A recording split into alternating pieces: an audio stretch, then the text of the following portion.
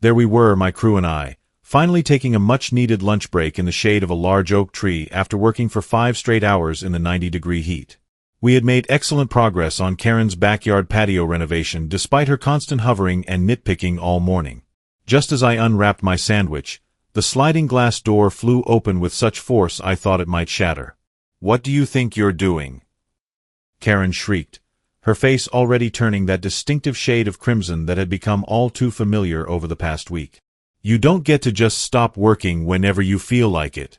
Union breaks don't apply here. This is my property and I need this finished today." I calmly explained that according to labor laws and our contract, my team was entitled to a 30-minute lunch break after working more than 5 consecutive hours. She wasn't having it. "I don't care what your ridiculous contract says," she said with a voice dripping with contempt. "I'm the HOA president and I know the rules better than anyone. Get back to work immediately or I'll have your licenses pulled so fast your heads will spin." When none of us moved, her eyes widened with disbelief that someone would dare defy her authority. What happened next still seems surreal. Karen marched over to our equipment, grabbed my impact driver, and hurled it into the street. Then she went for the nail gun. My foreman Tom jumped up to intervene before she could damage more expensive tools, which only enraged her further. "Don't you dare touch me!" she screamed while continuing to throw smaller tools into the road. "This is assault. I'll call 911. Looking back, I should have seen the warning signs from day one. Karen Westfield, the self-proclaimed most important person in Sunnyside Estates, had hired my contracting company based on our stellar reputation for quality work. The job seemed straightforward: renovate her backyard patio with premium materials to make it the envy of the neighborhood. The price we agreed upon was generous, which should have been my first red flag. From the moment we arrived on the first day, Karen treated my crew like personal servants rather than skilled professionals.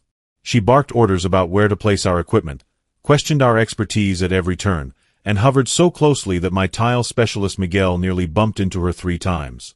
She'd change her mind about materials we'd already purchased, demanding exchanges without considering restocking fees.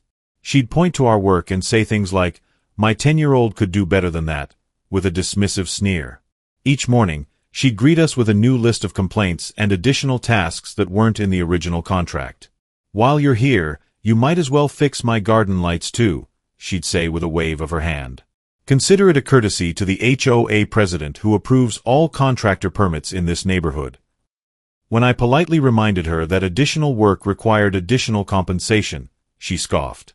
"Do you know how many contractors would kill for my recommendation? I can make or break your business in this community." The working conditions deteriorated rapidly.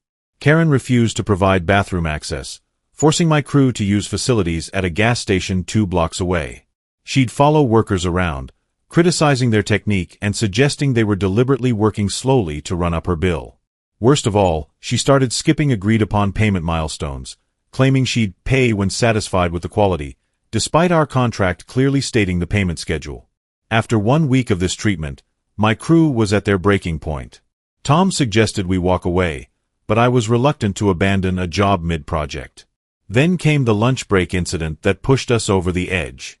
As Karen continued her tirade about our laziness and incompetence, she escalated to wild accusations. "I saw one of your men sneaking around my garage earlier," she said, jabbing a finger toward Miguel. "What did he steal? I demand to check all your vehicles immediately." When I refused to allow her to search our personal property without cause, she pulled out her phone. "That's it. You're all trespassing now. You're squatting on my property and refusing to leave." She dialed 911 with dramatic flair, putting the call on speaker so we could hear her performance.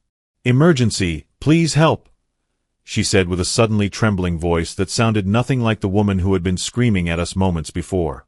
"There are men at my house who won't leave. I feel threatened. They're damaging my property and refusing to go. Please hurry." The transformation was stunning, from raging tyrant to damsel in distress in the blink of an eye. My crew and I exchanged looks of disbelief as she fabricated a completely false narrative to the dispatcher.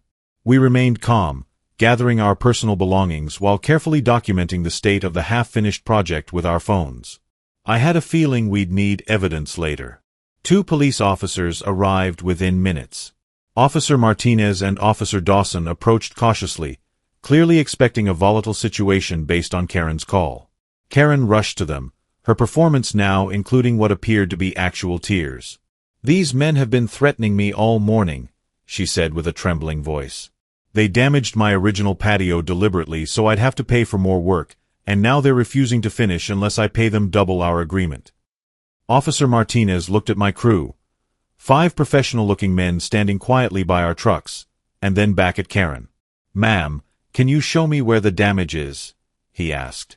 As Karen led them around, pointing at the normal demolition work that happens during any renovation, I quietly showed Officer Dawson our contract, complete with Karen's signature, along with time-stamped photos documenting our progress according to the approved plans. I also showed him text messages where Karen had demanded changes without wanting to pay for them, and videos of her throwing our tools into the street just minutes earlier. The officer's expression changed as he scrolled through the evidence. "How long have you been working with this client?" he asked quietly. 8 days, I replied. "And we've documented everything since day 3, when the problems started." When Karen returned with Officer Martinez, still in the middle of her elaborate tale about our supposed incompetence and threats, Officer Dawson cleared his throat. "Ma'am, I've reviewed some documentation that contradicts your statements. It appears this is a contract dispute rather than a criminal matter." Karen's performance instantly evaporated. "What documentation? What did they show you? Whatever it is, they've obviously manipulated it. Do you know who I am? I'm the president of the Sunnyside Estates HOA. I can have your supervisor on the phone with one call." That was the moment I knew with complete certainty that we were done with this job. I calmly informed Karen that we would be terminating our contract under the harassment clause, paragraph 6, which he had clearly violated multiple times. We would be removing our materials and equipment, and she would receive an itemized bill for work completed thus far.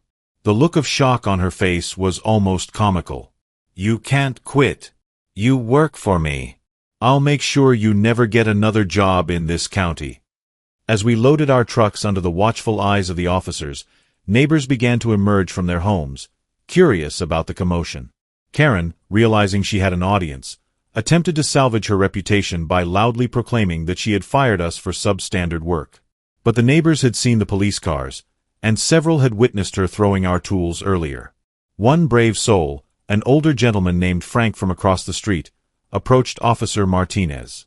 "If you need any information about how Karen treats service people, my security cameras have captured quite a bit over the years," he said quietly, but loud enough for those nearby to hear. "And I'm not the only one who has documentation." The following weeks unleashed a flood of revelations about Karen's reign of terror as HOA president. After filing our civil complaint for breach of contract and harassment, we discovered we weren't alone. Our social media post about the experience opened the floodgates.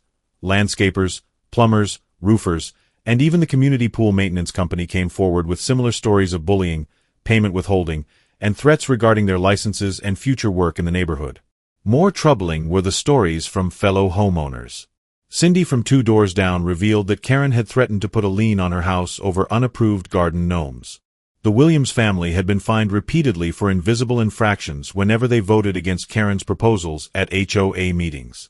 And multiple residents reported that Karen frequently used her master key to enter homes for inspections when owners were away.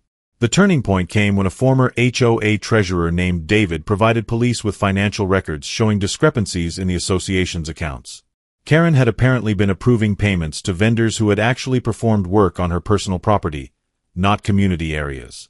She had also been forging approval signatures for her own home improvements, including our patio project, to bypass the very permit process she wielded against others.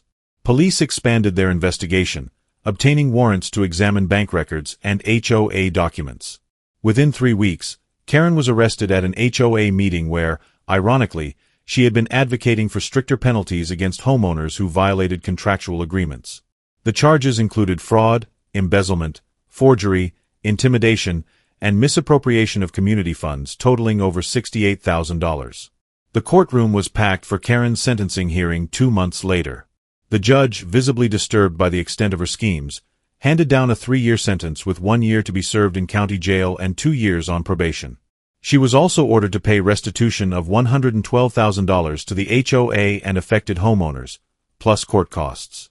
When the sentence was announced, Karen's face contorted with indignation. "This is ridiculous," she shouted as officers approached to take her into custody. "Don't you people understand? I was improving our community. I was raising our property values." Her voice cracked as reality finally seemed to hit her. "Who's going to run the HOA without me? These people don't know what they're doing." Those were her last words before being led from the courtroom, still believing herself the victim in a conspiracy against her authority.